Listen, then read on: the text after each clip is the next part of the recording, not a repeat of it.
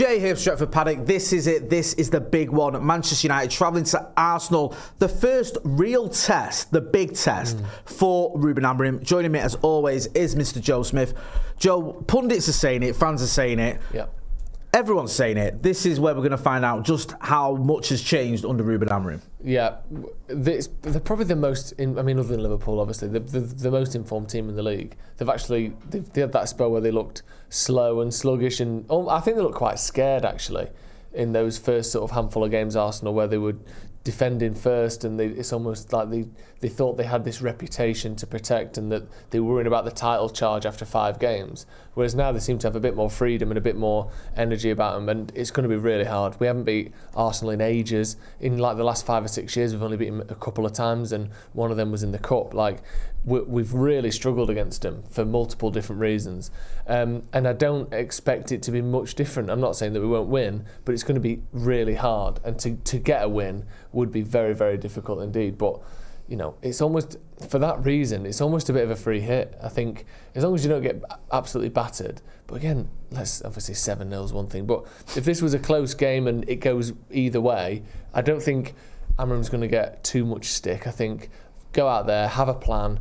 Don't be sort of naive about things. Maybe put an extra player in midfield or whatever it is, a bit more physical, and look like a decent team. And whatever the result is, people will go, it's a process. Yeah. So now maybe is a good time to play them if there ever is one, if you know what I mean. They're a weird team, Arsenal, aren't they? Yeah. Because on one hand, you've got to respect the fact that they have pushed City twice now in the title race. They've been up there when no one else really has been. Yeah. Other than, if it wasn't for them, it'd be a complete procession. But there is that thing. They have spent a lot of money. They haven't won out since Arteta's first half of season. 4 or 5 years. Yeah. And even like this, you pointed out the great record they've got against Manchester United. They've got a great record against lots of teams. But United, for all our faults, have won a couple of trophies. We've got something to show for that. Arsenal, yes, they're in the Champions League, so that's something tangible to show for it. But it's just weird. It's just a strange thing. And part of me does feel like, especially when they see the way Liverpool have cracked on this season under Arne Slot, have Arsenal actually missed their chance? I know it's not over yet, and it pains me to say I'm actually hoping Arsenal win the league because that'd be preferable to Liverpool or City. But was like last season or the season before, was that their opportunity? There was a moment, wasn't there, in the 2 seasons ago where I think before Saliba got injured, where it looked like they were top and they should have. Yeah, it looked like. Yeah. I think it was one of those stats where everyone who's been top at this point has gone on to win the league. Yeah. And Arsenal changed all that. They were top for like 95% of the league. They love that, don't they? It's the most Arsenal thing ever, where they'll do that thing when we were top for 147 days. Yeah. Were you top on the last day of the season? No. Like, they do that quite a lot, don't they, post Arsene Wenger, or even towards the end of Arsene Wenger's reign. We know it's a big test. Yeah. We'll be interesting to see some of the individual battles as well, the likes of Diallo, how he's going to cope with his first big test, because he's been smashing it lately. In terms of tactics, Ruben Amorim has stuck to his formation so far, the 3-4-2-1, against, admittedly, average opposition. Have you got any reason to believe, I know we will get into your predicted 11 in a minute, but have you got any reason to believe he would alter it for this game? I think in principle and in sort of, the obvious looking at the pitch, it's going to be a 3-4-2-1, yeah. I think there will be tweaks and changes to what we've seen. I think there'll be maybe an emphasis on bigger players. Like I said before, I think that we'll probably play out from the back slightly differently. I think we'll probably take fewer risks because of the nature of the opposition. We'd attack in a 3-2-5 kind of formation under Ten Hag quite regularly. You'd have your 2 centre-backs and the full-back, and then Dallo would tuck into midfield, and then you'd have that front 5. So it's not like it's completely radical at all times. I think the difference is, and minor tweaks that make a big difference at top flight football is how you press, when you press, who goes where when you've got the ball. It's obviously different to what we've seen, but I do think that being adaptable and being able to do different things for different games is going to be a key thing, especially until Amorim gets the team that more suits his play style. But I think in principle and like I said, top down, it's going to be a 3-4-2-1 again, definitely. Do you think so? Yeah, I do, and I think it was sort of ideal timing for Amorim in a way when he came into Manchester United, because you had the Ipswich game, Bodo Glimt, and then Everton at home, which are games where you can sort of get a little bit of momentum using the formation that you want to use, and then stick with it for this game. I think that makes sense. I don't think anyone would question it. Had Amorim come in, you remember when Tanag, me and you spoke about this the other day on the Paddock podcast, where Tanag came in and you could see he wanted to play out the back, and then we had the Brighton game at Old Trafford, we lost. We had the Brentford 4-0. Obviously, that was a loss because we lost 4-0. And it was like for the Liverpool game the week later where people going, actually, if he loses this, he could already be in trouble. Lose first 3 games, including 4-0 away at Brentford and at home to the Scousers. You're in all sorts of mire, my son. And he abandoned the playing out from the back completely. Yeah. David De Gea was just going long. And it was like, you get on the end of it, lads, like Rashford and Sancho and Martial. Whereas Amorim obviously has used his system, it has worked so far, and I think no one would question it if he continued with it. And I think he should.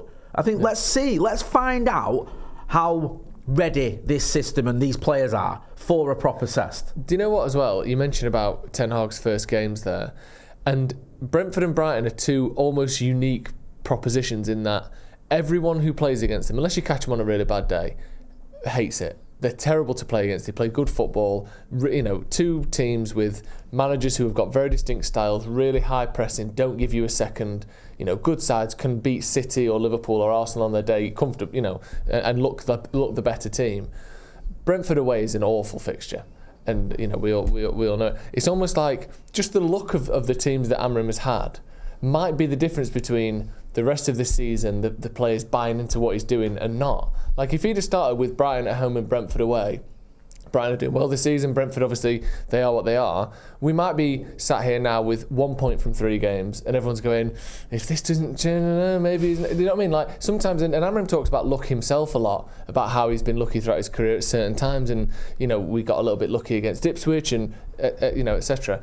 I do think that the way it's happened is very good for him and could even be the sort of foundation that, like you said, we can now stick with this because we've seen against a handful of teams that it can work. Whereas if he'd have started his tenure with Brighton at home, Brentford away, and now Arsenal, you might be going, he's going to have to make a little change here. Yeah. Whereas now, like you said, he can probably stick with it, and that might be the difference between this season being one where he stamps his authority on the team, changes the formation, gets some buy-in into it, and actually having to adapt and struggle all year. Like, those things do matter. Did you, right? And what was sort of pleasing to see as well was he stuck with the formation but changed the players. Yeah. So he was like, look, this is the formation, but after Bodo Glimt, we saw Hojlund had come in, then it became Xerxes, and so at some point a lot of fans were going, hang on a minute, not questioning the formation, but questioning the change of personnel. And it worked. Yeah. Rashford did well, Hojlund did well, Xerxes did well from an attacking point of view. Defensively, we looked pretty okay. Yeah. I know we had a little bit of an issue. From Malacia, you could still see he was a little bit rusty against Bodo Glimt, but we got over the line against Everton. I think Onana makes one really good save. Didn't have a lot to do. It wasn't like they were all over us. I know they had the moment. So you can see how it is working, and that even with a tweak in the players that you're using. With all that being said, then let's get into the Predicted 11. Before we do that, I want to give everyone a reminder: get your phones out, film yourselves in landscapes and send a video of yourself, about 30 seconds, giving a score prediction to paddockmatchday@gmail.com, and you'll join me, Joe and Ronaldo as part of the watch along. We'll use that clip as part of the pre-match build-up. So your score predictions, send them to paddockmatchday@gmail.com. Let's talk about your Predicted 11 then, Joseph. Do you want to give it us? Yeah, so I've got Onana in goal, obviously, let's not be fancy. Then I've got Mazraoui, De Ligt and Shaw. The only tweak I could see being made there is maybe Shaw on the bench and Maguire in there. Yeah, I agree with that. Just for a bit of height, a little bit of size. Arsenal are very good from set pieces, but I've tried to counteract that throughout the team rather than putting Harry Maguire in, who, even if he was fully fit, which he isn't, I don't quite trust him on the ball the way I trust Luke Shaw, and we need to have some level of control, even though I do expect Arsenal to dominate possession. But yeah, that's the one in there. Dalot, he sort of picks himself, so, as does Ahmad on the right-hand side. I've gone Casemiro and Ugarte in the middle.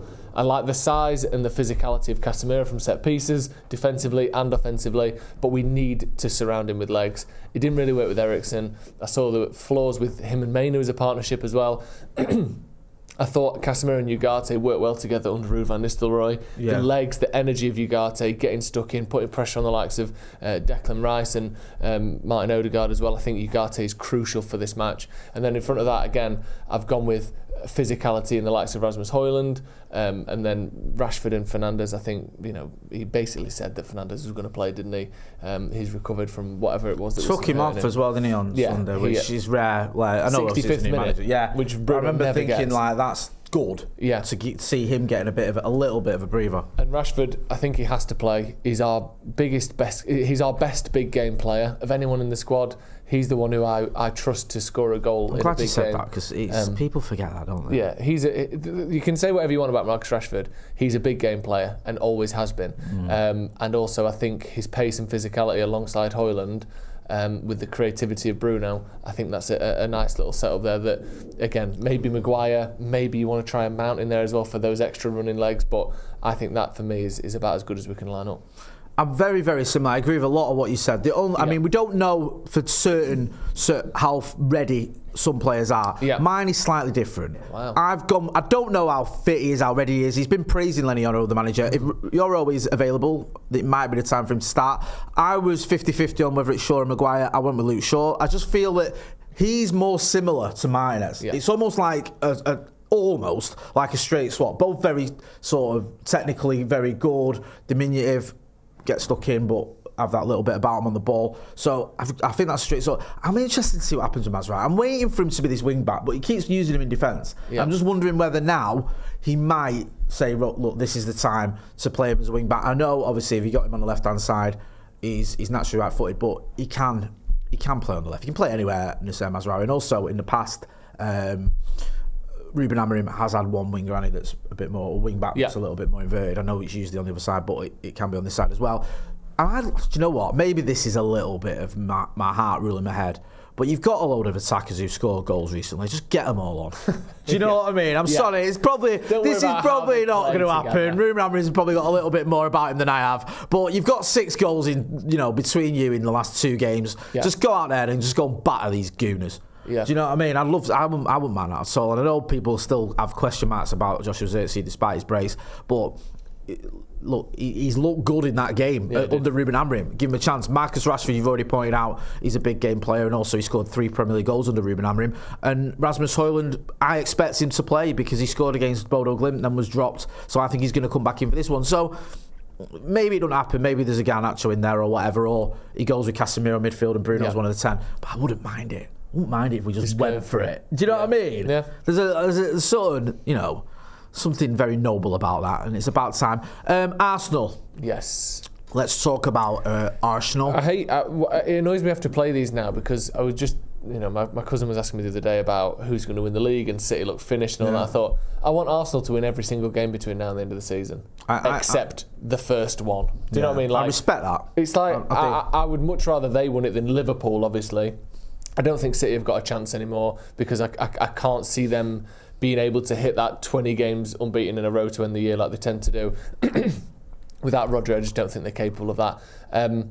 And yet now, all of a sudden, I want Arsenal to drop a further 3 points behind Liverpool. Obviously I do. I want us to win this game. But there's a double-edged sword going on here where the better we are, the more we are helping out Liverpool. And it's not the same as when Tottenham and Arsenal and all that was going on last season. But I just think it's a shame that we haven't already played Arsenal, and maybe instead of losing, we lost that one and we still got Tottenham to go, rather than we've already lost to Tottenham and now we've got to try and take points off Arsenal. Do you know what I mean? Like, it's an unfortunate one, but I want Man United to win every single game they play, and that's not going to change because Liverpool might win the title in 6 months. Like, let's just beat them. They're a very good side though, and annoyingly, They've already had their dip again because we're unlikely to beat them. Let's be honest. Do you know what?